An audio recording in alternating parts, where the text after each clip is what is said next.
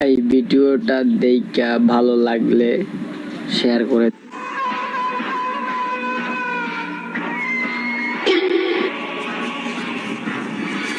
এই তোকে দুজনের মাথায় একজনের হেলমেট নাই, এই গাড়ি লাইসেন্স দেখা।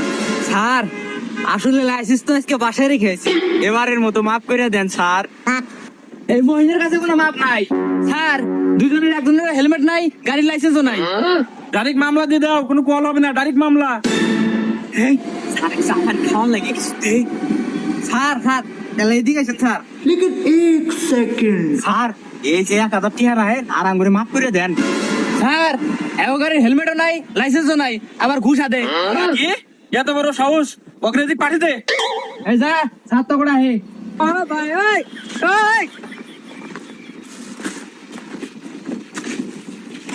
শালা করে কত বড় সাহস, শালারা আমার ঘুষ আদে।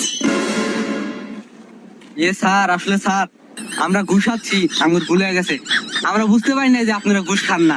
স্যার এবারের মতো মাফ করে দেন স্যার। আরে পাগল, ও ঘুষ খানাটা কি হয়েছে? আমি তো ঘুষ খাই, আমাকে দেও।